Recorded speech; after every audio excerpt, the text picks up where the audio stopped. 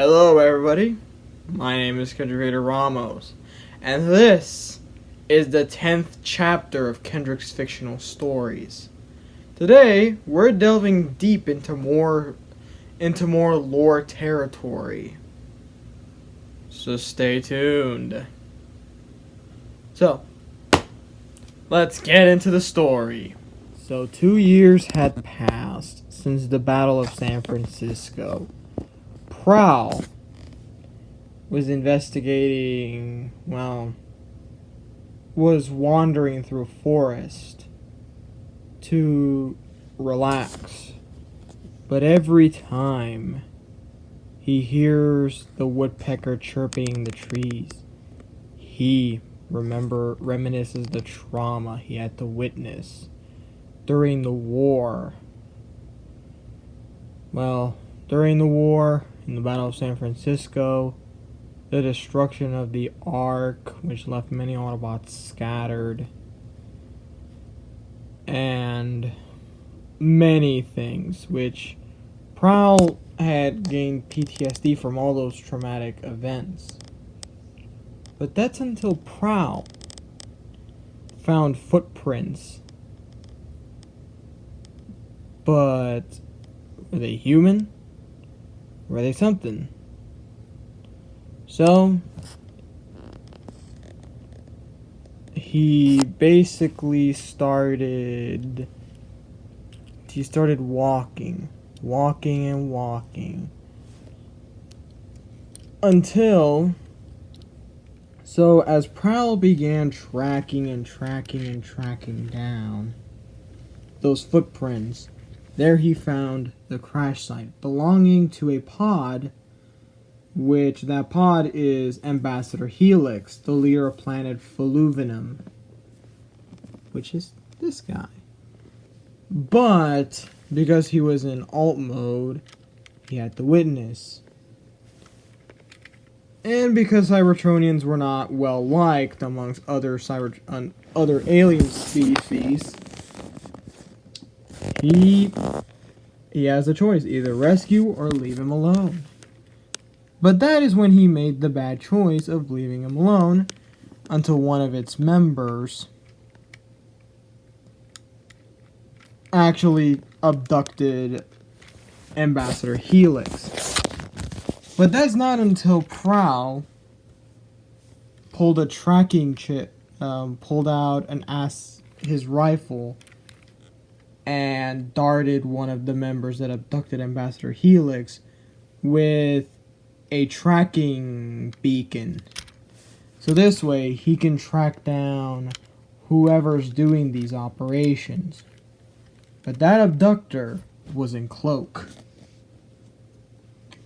So he figured where they are.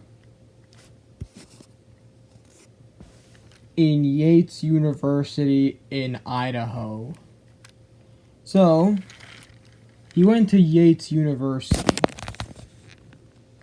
But, of course, it was daytime and people were still attending classes. So he had to wait at night. It was night in Yates University. He transformed in bot mode and investigated, but without being seen by college students in Yates. And thus, he heard the scream of Ambassador Helix, and that led them to a hideout. Led Prowl to a hideout. And he learned the name, Flesh and Gold. And he went to the storage area where they kept all the files. And thus, he started learning all the horrific things they did, from abduction to assassination, coercion, many, many others, and their affiliation with the conspiracy. And that's until Prowl started eavesdropping, hearing on his audio receptors on all the members of Flesh and Gold whispering well, not whispering, interacting with their leader, who had a distorted voice. And they were asking how on the progress of the project. But one of the members of Flesh and Gold realized there's already another alien activity. And hearing, of course, realizing that they cannot be exposed, Prowl used police sirens. And then they mistakenly said that their headquarters, or hideout of Flesh and Gold, were being raided by the police. So, they did the stupidest thing. They had to burn all their files. But they didn't realize Prowl was in there. So Prowl had to hide out. But that's until he was bumped on by a couple of Decepticons. Those two Decepticons being Ramjet and Chop Chop. In which, how did you notice that they were both at the hideout? Easy. Their footsteps and voices. So basically, as Prowl was hiding from the rest of the members, as the rest of the files were burned, nobody in Flesh and Gold actually realized that they were actually files that were important to the plan. So they burned the majority of the files, but kept a few. But not realizing that Prowl actually swiped in one of those files and kept it for himself. But Prowl, feeling the guilt, he actually started hearing other aliens screaming for help. And of course, he went to rescue Emperor Helix. No, not an Emperor, Ambassador Helix.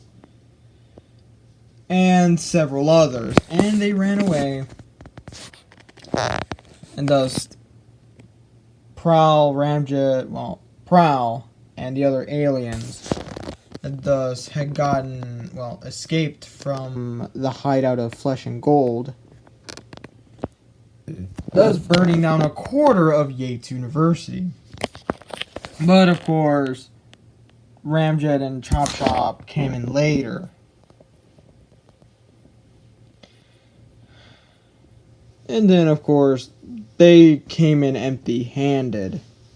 But, not knowing, a paper page had flown into Ramjet's face, and realizing that's one of the schematics of the upcoming plan. But with Prowl, things were looking good. But as he opened that file, he was horrified of what's going to happen in the universe. But after that, the other aliens, including Ambassador Helix, actually thanked Prowl for freeing him. And maybe considering that not all Cybertronians were all bad at all. So, they all briefly stayed in Earth for a bit, but had left Earth for other planets. Helix had went back to the council.